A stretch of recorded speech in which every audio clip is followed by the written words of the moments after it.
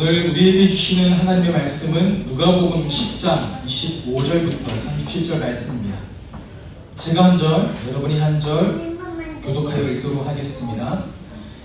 어떤 율법교사가 일어나 예수를 시험하여 이르되 선생님, 내가 무엇을 하여야 영생을 얻으리이까? 예수께서 이르시되 율법에 무엇이라 기록되었으며 내가 어떻게 읽느냐? 대답하여 이르되 내 마음을 다하며 목숨을 다하며 힘을 다하며 뜻을 다하여 주 너의 하나님을 사랑하고 또한 내 이웃을 내 자신같이 사랑하라 하였나이다. 예수께서 이르시되 내게 말하기로다 이를 행하라 너는 살리라 하시니 그 사람이 자기를 옳게 보이려고 예수께 여짜오되 그러면 내 이웃이 누구니까?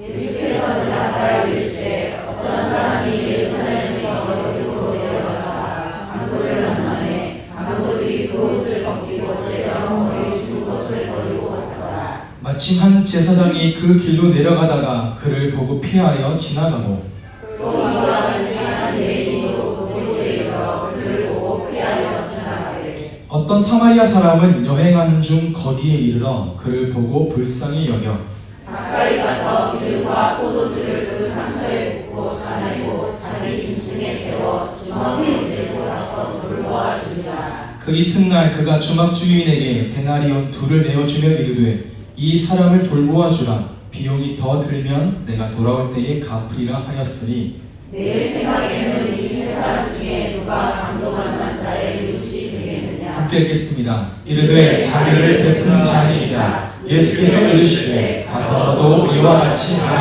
하시니라. 아멘. 함께 읽은 말씀 가지고 정의, 타자를 위하는 사람들이라는 제목으로 복음과 삶 시리즈 7번째 말씀을 함께 나누도록 하겠습니다. 지난주도 말씀드렸던 것처럼 이제 우리는 지금 대림절이라고 부르는 기간을 지나가고 있습니다. 대림이란 기다릴 대자에 이말 임자를 써서 우리에게 오신 예수 그리스도를 기다리는 주간이 바로 대림절이죠. 즉 성탄절을 기다리며 지키는 4주간의 절기이고 이 기간 동안 우리는 이미 오신 예수님을 기억하는 시간, 그리고 다시 오실 예수님을 기다리는 시간이 바로 대림절의 기간입니다. 그렇게 4주간을 보내게 되고 이번 주가 2주차로 접어들게 되죠. 전통적으로 1주차는 소망의 주간이라고 부릅니다. 그래서 옆에 보시면 초가 총 4종류가 있는데 조금 이미지가 잘못되어져 있는 것 같긴 하고요. 그래서 가장 진한 진 보라색의 초에 초를 붙이면서 희망, 소망이란 부분을 함께 묵상하게 되어지죠. 2주차는 그보다 약간 연한 연분홍빛 초에 불 밝히면서 이번 주간이 평화를 묵상하는 주간이 되어집니다.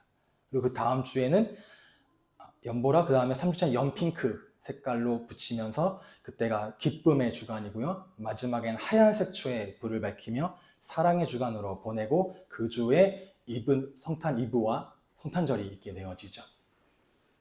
이렇게 4가지 초, 점점점 색상이 옅어지는 4가지 초에 점등을 하면서 그 의미들을 되새기는데 특별히 오늘은 대림절 2주차로 평화의 주일이고 또 다른 말로는 준비하는 주일이라고도 말을 합니다. 2주차 때 평화를 말할 때 이 평화는 단순히 우리 마음이 평화로워진다, 평안을 누린다라는 그런 감정이 아니라 죄로 인해 하나님과 원수가 되었던 우리가 그리스도 예수 안에서 하나님과 화평을 누리게 된 그 복음의 평화를 말합니다. 이번 한 주간 그 복음의 평화를 누리는 거죠. 로마서 5장 1절 말씀에 그러므로 우리가 믿음으로 의롭다 하심을 받았으니 우리 주 예수 그리스도로 말미암아 하나님과 화평을 누리자라고 말씀하십니다. 예수 그리스도로 말미암아 하나님과 화평을 누리는 주간이 바로 이번 주간이라는 거죠. 그 화평을 묵상하고 누리는 가운데 누리면서 세례 요한의 외침처럼 주의 길을 예비하라, 우리에게 평화를 주러 오신 예수 그리스도의 길을 예배하라고 말씀하신 그 사명에, 그 부르심에 응답하는 시간이라는 거죠. 어떻게 응답합니까?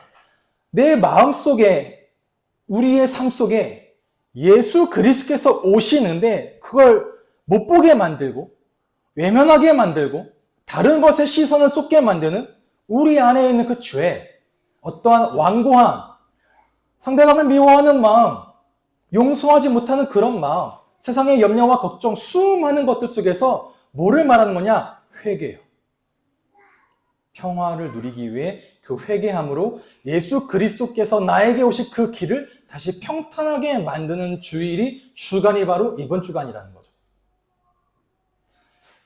하나님과의 관계에서 화평을 누리게 되면 이웃과의 관계에서도 화평을 누리게 되고 내 말과 내 선택에 있어서도 화평을 누리게 되고 갈등을 최소화해 나가는 방향 속으로 선택해 나가는 그런 주간이 되어지는 겁니다. 그래서 이번 한 주간 여러분의 가정과 여러분의 일터와 여러분이 속한 모든 공동체 또 우리는 교회 공동체 가운데 예수 그리스도의 오실 길을 예비하고 그 그리스도께서 이루신 평화를 누리고 이 평화를 흘려보내는 그런 삶이 되시기를, 그런 삶으로 살아내시기를 주님의 이름으로 축복합니다. 그래서 오늘은 복음과 삶 시리즈 네 번째 파트, 복음이 세상을 어떻게 변화시키는가, 이제 7번째 챕터인 정의입니다. 지난주 제목이 직업이었죠. 이 지난주 직업이란 말씀을 통해 우리는 그리스도인이고 그 그리스도인의 삶이란 우리가 보내심을 받은 모든 자리, 그 모든 자리란 가정이든 회사든 사업장이든 학교든 그 모든 자리에서 우리에게 주어진 그 모든 것들에 복음을 일치시켜 나가는 것이 그리스도인의 삶이라고 말씀드렸습니다. 우리에게 주어진 모든 것에 복음을 적용하고 복음과 일치시켜 나가는 그 과정이 그리스도인의 삶이다. 이 말은 여러분의 직업, 이 직업이란 직업 분류를 말하지 않습니다.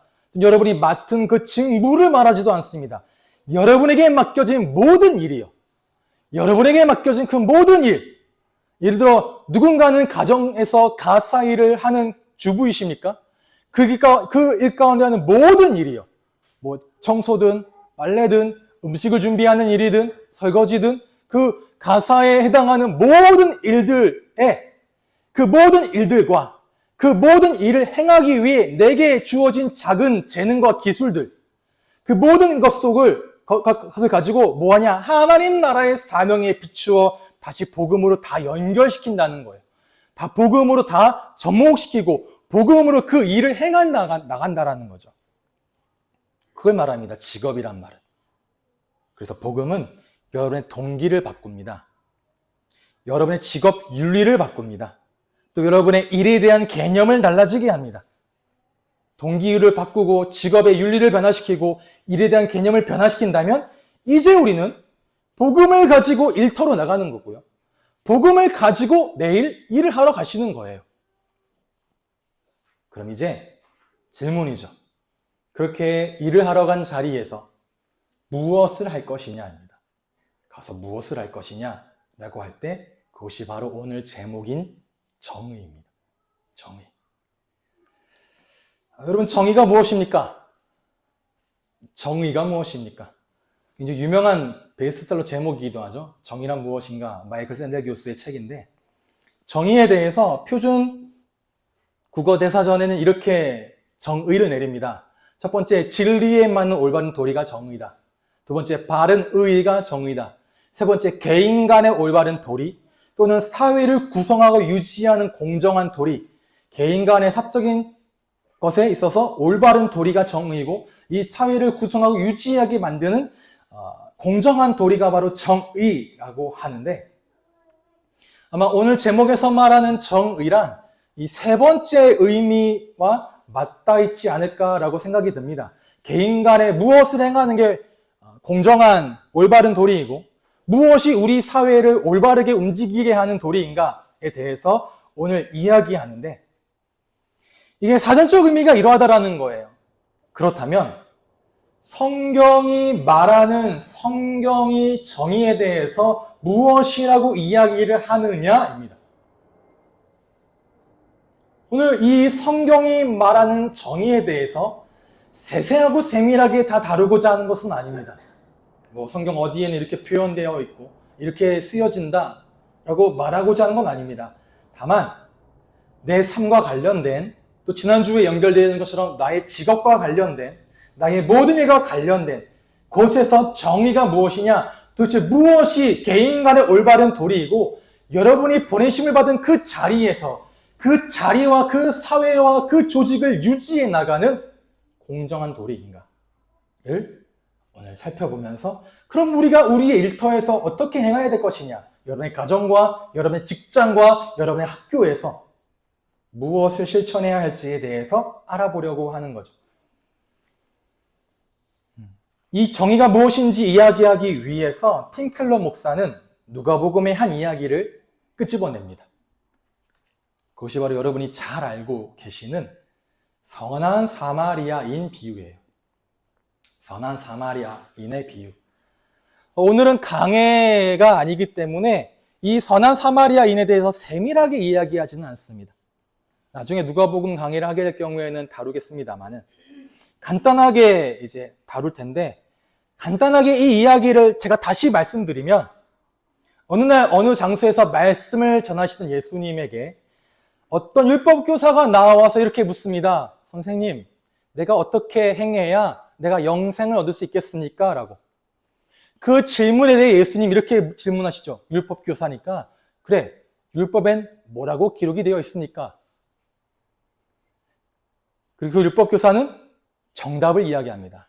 율법엔 주 너의 하나님을 너의 마음을 다해, 너의 힘을 다해, 너의 뜻을 다해, 너의 목숨을 다해 사랑하라 하셨고, 그리고 내 이웃을 너 자신과 같이 사랑하라 하신 말씀입니다. 이게 온 율법의 강령이라고 율법 교사들은 알고 있었고 그렇게 가르쳤죠. 그러자 예수님 그대로 행하라 하세요. 그래, 하나님 사랑하시고 이웃을 사랑하십시오. 여기에 대해 율법 교사가 한 가지 더 질문을 던집니다. 그러면 누가 나의 이웃입니까? 이 질문은 아마 이런 의도였을 것 같습니다. 자, 그래요. 이웃이요. 좋습니다. 그런데 선생님, 합리적으로 생각해 봅시다. 이 도시만 하더라도 수많은 사람들이 이렇게 많은데 그 모든 사람을 다 사랑하라는 건 아니잖아요. 그러면 내가 어느 정도까지 도와야 됩니까? 그 경계는 어딘가요? 근데 예수님이 그 경계에 대해서 뭐라 말씀하시면 공격거리가 되겠죠.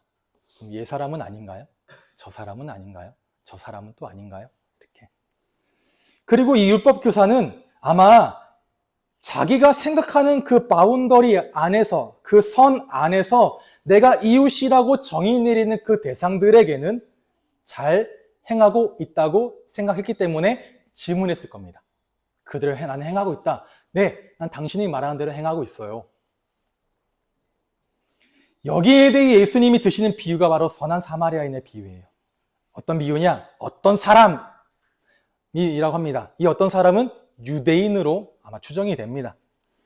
이 유대인이 여리고로 내려가던, 예루살렘에서 여리고로 내려가던 그 길 가운데, 그 길은 산악길이에요. 굴도 되게 많고요. 험한 길입니다. 그래서 강도를 만날 확률이 굉장히 높은 길입니다. 그 길을 가던 중에 아니나 다를까 강도를 만나 자신의 모든 걸 빼앗기고 초죽음이 되도록 맞은 다음에 길가에 버려졌습니다. 그리고부터 시간이 좀 지나 그 길을 지나가던 유대인 제사장이 그 사람을 보더니 그냥 지나가 버리는 거죠. 그 길을 피해서 지나가 버립니다. 그리고 그 후에 또 다른 한 레위인이 지나갈 때 마찬가지로 그 사람을 피해서 지나갑니다. 둘 다 유대인이에요. 네, 율법은 말하거든요. 너의 동족에게 자비를 베풀라고요. 도움을 베풀라고 말해요. 왜 지나갔을까? 그런 율법의 의미가 있는데도 불구하고 유추해 본다면 성경에 나오진 않습니다만 아마 그 사람이 죽은 줄 알았을 것 같아요. 그래서 유대 율법에 시체를 만지면 부정케 된다라는 율법이 있기 때문에 그 율법 조문을 기억하고 저 시체를 만지면 부정하게 될 거야. 지나갔을 수도 있겠죠. 이유가 타당합니다. 그리고 말씀드린 것처럼 강도가 워낙 많으니까 내가 이 사람에게 필요한 조치를 행하는 동안 혹여나 강도가 나에게 들이닥치면 어떡해? 빨리 왜 지나가야지? 라고 해서 그 길을 지나갔을 수 있습니다. 그러니까 위기에 처한 그 타인을 돕기 어려운 타당한 이유가 제사장과 레위인에겐 다 있었을 것 같다라는 거죠. 얼마든지요. 그런 이유를 들어 합리적으로 지나갔지만 그 길을 지나가던 사마리아인은 달랐다는 거예요. 그는 강도 만난 사람을 불쌍히 여겨 그에게 응급처치를 합니다. 그게 기름을 발라주는 거였어요. 그리고 포도주를 뿌려주는 겁니다. 상처를 소독하고 그 위에 뭐라 그러죠? 그 밴드 붙이는 것처럼 스뷴이라고 하죠. 그렇게 커버를 해준 거죠. 그때 당시에 응급처치였습니다. 처치해주고 여관에 데려가 돌봐주고 그 사람은 일정 때문에 떠나야 되는데 말해주는 거예요. 내가 추가적인 비용을 치르고 돌아오는 길에 더 치를 테니 이 사람이 나올 때까지 돌봐달라 말합니다. 가던 길을 멈춘다는 건 굉장히 위험한 일이에요. 강도가 만날 수도 있는 일인 거죠. 그리고 그 사람을 돌봐주느라고 한 것에도 어마어마한 비용이 드는 겁니다. 데나리온 2개니까 최소 20만 원 이상, 50만 원일지 더 될지는 모르겠습니다. 그 사람의 일정을 연기한 것도 있겠죠. 다양한 비용이 드는 일에도 불구하고 사마리아인은 그리했다라는 거예요. 이 이야기 끝에 예수님 이렇게 묻습니다. 자, 누가 이 강도 만난 사람에게 이웃이 되어 주었다고 생각하십니까? 율법교사가 대답하죠. 자비를 베푼 사람입니다. 마지막에 이렇게 말씀하시면 네, 그렇습니다. 가서 당신도 이와 같이 하십시오라고. 이 이야기 안에 성경이 말하는 정의에 대해서 잘 나타내고 있다는 겁니다. 성경이 말한 정의가 무엇입니까? 오늘 제목처럼 타자를 위한 사람입니다. 타자를 위해 살아가는 사람입니다. 그게 성경이 말한 정의입니다. 예수님의 비유 속에 등장하는 그 사마리아인처럼 내가 누군가에게 이웃이 되어 주는 게 성경이 말하는 정의라는 거예요. 그리고 그 삶을 통해 그 이웃에게 그냥 명목상 이웃이 되어주는 것이 아니라 그 사람에게 자비를 베푸는 것, 누구처럼 그 사마리아인처럼 이게 성경이 말한 정의라는 거죠. 자, 이런 정의 앞에 누군가는 이렇게 되물을 수 있습니다. 왜 그래야 되는데요, 내가? 내가 왜 자비를 베풀어야 됩니까? 내가 왜 다른 사람을 위해 살아야 됩니까? 라고. 그리고 이런 생각은 아마 이 비유를 시작하기 전에 그 앞에 모여들어 있는 유대인들도 동일하게 뻔하게 생각했을 겁니다. 아, 그래, 저 선생이, 저 랍비가, 저 선지자가 이웃에 대해서 얘기할 건데 뻔히 알아요. 무엇이 이웃인지. 그래, 사회적인 약자, 불우한 사람들 또는 원수에게 자비를 베풀라고 하겠지? 근데 뻔하게 예수님이 자, 가서 약자를 도우십시오. 이웃을 살펴보세요. 원수를 사랑하세요. 라고 말했으면 그 사람들은 이렇게 답변했을 겁니다. 아니요. 그 사람들은 나의 자비를 받을 대상, 자격이 안 돼요. 그들은 우리의 원수입니다. 그들은 나의 자비를 받을 대상이 안 돼요. 그럴 삶을 안 살았어요. 적어도 그런 건 보여줘야 한 다음에 그 다음에 내가 그들을 도와주는 게 맞는 거잖아요. 도덕적으로, 합리적으로 그게 정의로운 거고 라고 말했을 겁니다. 그래도 우리 원수예요. 원수는 사랑할 수 없습니다. 그들은 나의 이웃이 아니에요 라고 말했겠죠. 그런데 예수님은 그 이야기를 듣는 그 유대인을 끄집어 와서 그 사람을 피해자의 자리에 둡니다. 당신이 강도 만난 사람이에요. 만약에 당신이 길을 가다가 누군가에게 맞아서 반쯤 죽게 되어 길거리에 내던져졌다. 그러면 누가 당신에게 자비를 베풀고 누가 당신에게 정의를 실행해야 됩니까? 동종의 유대인만 그래야 됩니까? 아니면 내가 평소에 관계를 쌓았던 나의 이웃들만 그래야 됩니까? 나의 친구만 그래야 됩니까? 아니요. 그 길을 지나치던 모든 사람이 당신에게 자비를 베풀어야 되는 그런 이웃이 됩니다. 내가 그런 일을 당했다면 누구라도 좀 도와주세요. 누구라도 좀 나를 살려주세요. 누구라도 좀 지나가던 길에 나를 기억하고 당장 병원 차를 부르든 나를 건져서 나를 데리고 가든 그 절박한 마음이 있지 않겠습니까? 라고 유대인들에게 말하는 겁니다. 그런데 사마리아인은 누구냐? 당시 유대인들에게 굉장한 멸시와 배척과 천대를 받던 대상이에요. 다시 말하면 유대인과 사마리아인은 상종하지 않은 철저한 원수지간입니다. 그런 걸 받았어요. 이 유대인은 나를 멸시하는 사람이야. 유대인은 나를 싫어하는 사람이야. 평소에 나를 욕하던 사람이야. 라고 생각했던 그 사마리아인은요, 제사장과 달라요. 레위인과 다릅니다. 그들의 관습과 그들의 풍습과 그들의 법도상 지나가는 사람에게 도움을 베풀어야 될 아무런 이유가 없어요. 그래야 될 사명도 없어요. 그럴 조건도 안 돼요. 그냥 지나가면 돼요. 왜? 이 사람 나 무시했던 사람이거든요. 그럼에도 불구하고 그가 강도 만난 사람을 도왔던 것처럼 당신도 동일하게 그렇게 하십시오. 그게 정의로운 겁니다. 왜 그래야 될까요? 왜 우리가 우리의 이웃들에게 자비를 베풀어야 될까요? 이 이웃은 모든 사람을 말합니다. 왜냐? 우리는 우리에게 그렇게 은혜 베풀 이유가 하나도 없으신 하나님에 의해 구원받았습니다. 우리는 허물과 죄로 죽었던 사람들이에요. 이 말은 우리는 하나님 앞에서 죄인이었다는 말입니다. 우리가 죄인이었다는 말은 하나님과 원수됐단 말이고, 하나님과 원수되었다는 말은 하나님은 우리와 상종할 아무런 이유가 없습니다. 우리는 하나님의 은혜를 받아야 될 그 어떠한 자격도 없습니다. 하나님의 구원의 대상이 될 그 어떤 조건도 이루지 못했습니다. 그냥 은혜로 하나님 우리에게 자비와 긍휼을 베풀기로 작정하시고 그 은혜로 우리는 구원을 받았다라는 거죠. 그렇게 우리가 은혜로 구원받았다는 것을 안다면 우리 역시 다른 사람들에게 그리할 수밖에 없다는 거예요. 예수 그리스도 그 십자가 희생으로 내가 나의 죄의 사함을 받는 그 경험과 그 은혜를 내가 기억한다면, 그 은혜를 받았다면 나도 그리스도께서 하신 것처럼 다른 사람에게 나를 기꺼이 내어주는 섬김과 헌신을 하게 되어 있다라는 거죠. 다 함께 요한복음 13장 34절과 누가복음 6장 35절에서 36절 함께 다 읽어보겠습니다. 시작!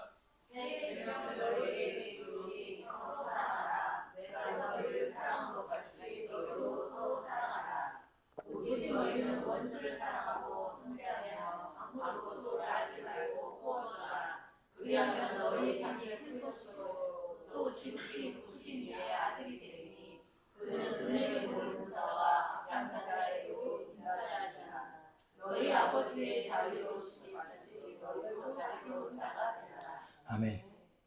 분명히 말씀하시죠. 우리는 새 계명을 받았습니다. 그 새 계명은 예수님이 나를 사랑하신 것 같이 너희도 서로 사랑하라 이고, 하나님은 은혜를 모르는 자와 악한 자에게도 인자를 베푸시는 이이시니 그의 자녀된 성도들아, 하나님이 자비로우시니 너희도 자비로우라 말씀하시는 겁니다. 성경엔 1만 달란트 빚진 자에 대한 비유도 나옵니다. 1만 달란트를 빚졌으나 탕감받은 자에게 뭘 요구하냐? 자, 너도 가서 너에게 100데나리온 빚진 사람을 자비를 베풀어 라고 말씀하신 것처럼 우리는 우리에게 죄 지은 자를 용서하게 되어 있습니다. 여러분이 어쩌면 달달달 외우시는 주기도문의 한 구절이 우리가 우리에게 죄 지은 자를 사하여 준 것 같이 우리의 죄를 사하여 주옵소서 라고 말하죠.